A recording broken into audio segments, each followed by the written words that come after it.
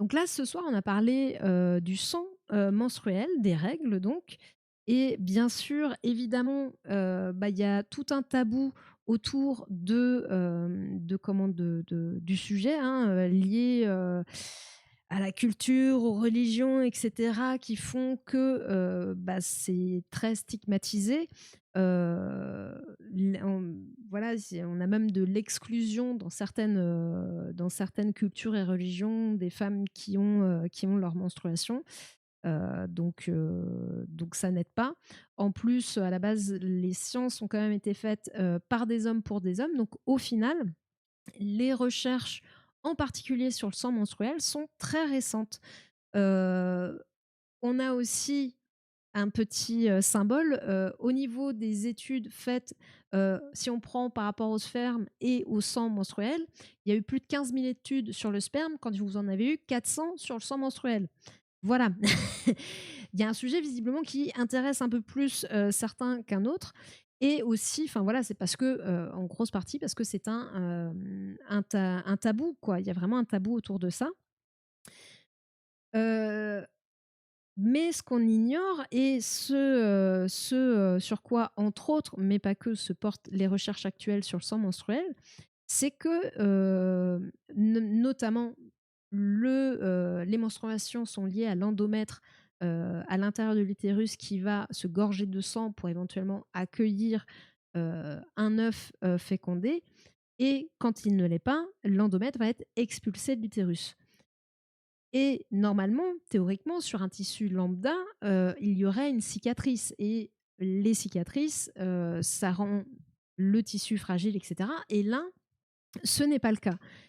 C'est, une cicatrice sans cicatrice, en gros et on se rend compte que le sang menstruel a un pouvoir de cicatrisation, important, et qu'en plus de ça, en plus de ce pouvoir-là, il y a la présence de cellules souches, en particulier, qu'on appelle mésenchymateuses. Je relis ma fiche parce que j'ai peur de dire, de me tromper dans le nom. Donc des cellules souches mésenchymateuses qui sont intéressantes pour les études sur la régénération cellulaire parce ce sont des cellules souches qui ne sont pas spécialisées.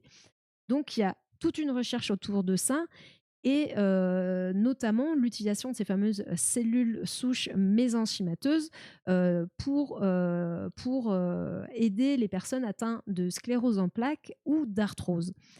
Donc des études prometteuses, mais qui sont à leur début. Alors dans les mammifères, il y a seulement 1,5 des mammifères qui ont leurs règles. Il y a une hypothèse comme quoi ça pourrait être un avantage évolutif qui permettrait au placenta de s'ancrer plus profondément dans la muqueuse et donc de permettre derrière, on va dire une plus forte évolution du cerveau et autres. C'est une hypothèse, ça reste à confirmer, mais c'est une piste. Voilà. On a parlé aussi, un peu d'endométriose, parce que, le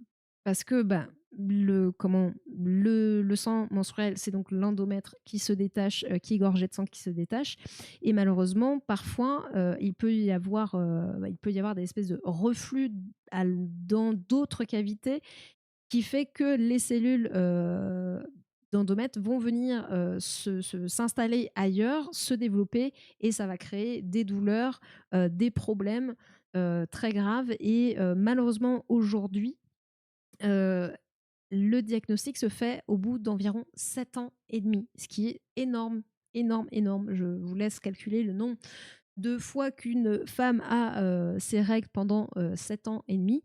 Mais autant de souffrance pendant tout ce temps. En plus, c'est une cause aussi potentielle d'infertilité et aujourd'hui, on estime à 290 millions, de personnes touchées par l'endométriose, donc c'est quand même pas anodin.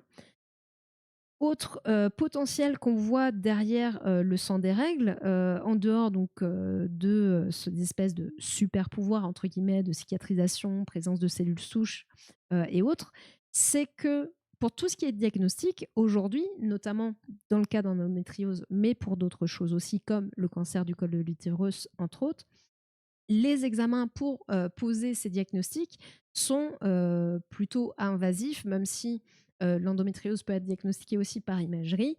Heu par exemple, le cancer du col de l'utérus, il faut faire un frottis, donc il faut introduire un spéculum, et cetera, et cetera. Donc c'est pas forcément, la partie la plus, agréable.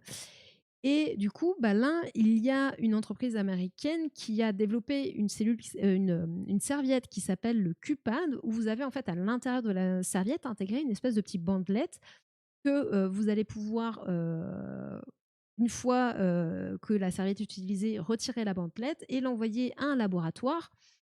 Aujourd'hui, ce sang, récolté, comme ça, ce sang menstruel récolté comme ça, va permettre simplement de tracer, heu, un biomarqueur qui est, l'hémoglobine glyquée, hein, le HA1C, qui est intéressant, un biomarqueur qui est suivi notamment pour les personnes atteintes de diabète de type 2, enfin de diabète tout court.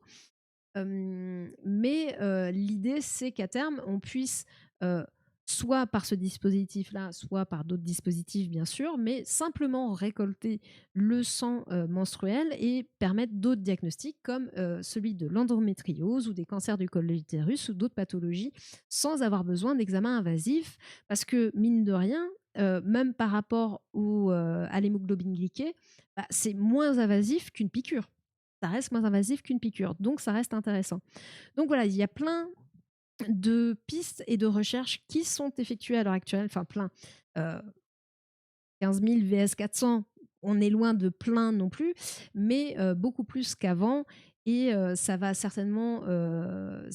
avec le fait que les choses sont en train d'évoluer sur tout ce qui est tabou, et cetera. Pourvu que ça continue et pourvu aussi que ces recherches, aillent aussi dans le bon sens par rapport à tous ces tabous et à toute cette Ouais, c'est stigmatisation pas faux. par rapport aux règles, bien sûr, bah, par rapport aux femmes, tout court et aux personnes menstruées. Voilà.